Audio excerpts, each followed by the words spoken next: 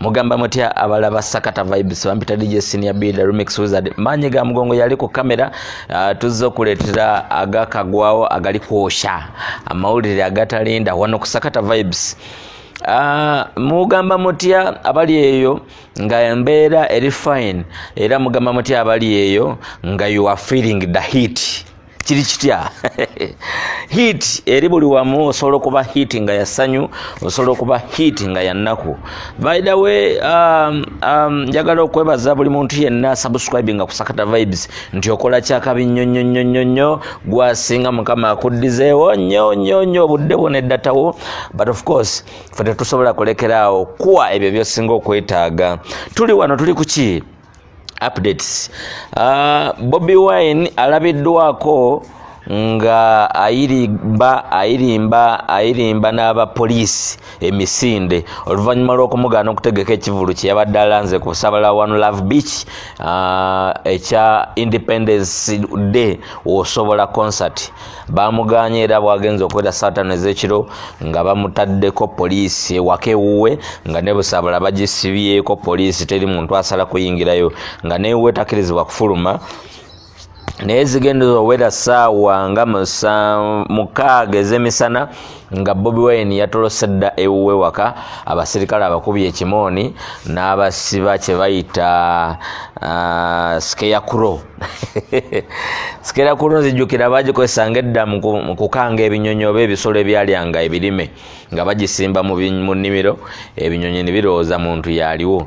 So bw'atyo bwe yabateze balowooza akyalimu kumbe yafulumye mudda bagenza okuwulira wuuyo ayiseeko ne mu kibuga wuuyo mbiro abuuza ku bantu naye nga ekivulu kyo bakiganye ekyebusaabala. Agezaako okuwatanya newe twogerera kati akyawatanya simanyidde wona alaba video eno naye we tuli ogikolera video eno saawa eno akyawatanya Bobi Wine His Excellency the Ghetto Gladiator Honorable Kyaddondo East MP wali mu Parliament ya Uganda akiikirira abantu be ab'omu ghetto.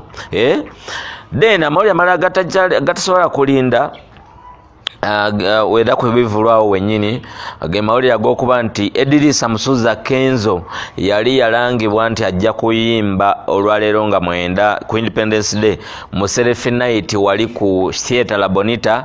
Ekivulu ekyo kitegekerwa ndowooza kitegekebwa Sula Bwayi Buyondo naye nkakasanga wetwogerera kati Edrisa Musuza Kenzo tagenda kubeerawo oluvannyuma lw'okuba nti tali mu Uganda.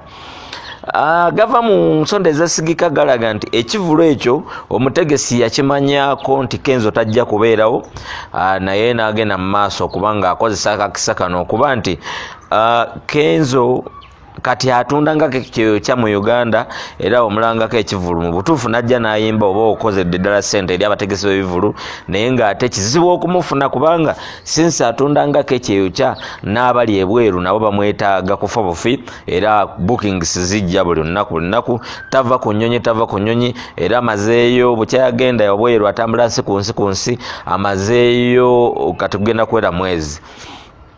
Olwaleero lwennyini Kenzo apostinze ekifaananyi ekya sheeyo kayite ka poster oba ka flyer akalanga sheeyo badde egenda obeera ku Theatre La Bonita n'agamba I am not performing on this show please share ng'agamba tagenda kuyimba ku sheeyo gwe kikwatako ategeeze omulala oba alabye ategeeze munne.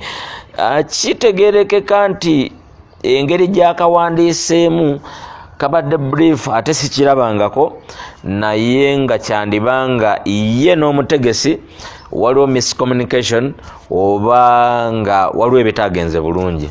Sinakindi ng'omusajja tawulira bulungi olw'ensonga nti maama w'omwana we Rwema Namakula mukyala Hamuza right now leero lwakyaziza Hamuza mu bazadde be era okusinziira nga olaba ku bifaananyi ebyo abamutimbidde bulungi nnyo omukolo gubadde munyuvu nnyo era bw'atyawo ng'ali ku kantu abamukubidde ebifaananyi nga kawandiikiddwako nti hello Hamza era naye omulaba ali ku ssimu agikuba okugitta obussi. So bw'obanga walinako omukyala ng'omulinamu n'omwana nga yakuddukako ng'okyamwagala ensonga ne zikutuukako oba n'olaba ebifaananyi nga mbutuufu ebibadde ng'ebyokusaaga nga ayanjudde omusajja omulala mu maka g'abazadde be oba mu kifo kyakyalizzaamu abagenyi be, muli naawe ng'omusajja onafuwamu ebyo abaali nga kyali kikutuuseeko byenjogerako bitegeera era ekigenda mu maaso ku bulamu bwa Kenzo oba okimanyi,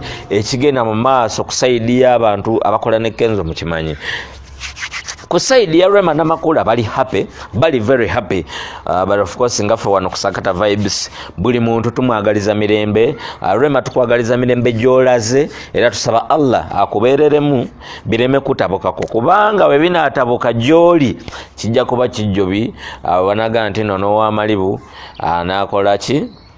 So embeera ye yeriwo nti Kenzo ayinza okuba alemeddwa okuyimba ku kivulu ekya Serafina ku Theatre La Bonita olw'okuba tawulira bulungi oba tasobola kudda mu Uganda olwa pressure eriwo. Then ayinza okuba in reality nga mulimu miscommunication n'omutegesi w'ekivulu. But again ku side ya Rema bali happy, very very very happy, naye nga kikyamu nnyo eri abo abagereesa oba okujeregerera oba bakuyita kola ki kale okulaga okusanyuka kale nga mulaga nti Kenzo kimuli yonse ekintu ekyo kyemukola kibi nnyo. Mwali badde happy gye muli teri abalinako buzibu musanyuke byammwe okisegedde. Kuba ndaba Kenzo mutandise omuyita amannya aga buli kika, but si kibi naye ate si kirungi nnyo olw'ensonga nti tabalinaako buzibu era tanaba kuboogerako kintu kyonna, kubanga singa nammwe kibadde bwe kityo era temwandiyagadde muntu wammwe kumwogerako. But nja tutumirako abantu ab'enjawulo abalaba Sakata Vibes, ogamba otya Angel, ogamba otya Bat Badro, ogamba otya Tony Trevor, na buli muntu yenna gy'oli oli wakabi nnyo nnyo nnyo. Be bawadde kadi ogenda ku mukolo gwa Rema mwebale nnyo katusuubire emmere gye muliddeyo ejja kuba wangaala mu myaka na myaka, temujja kuddamu kulya yaman.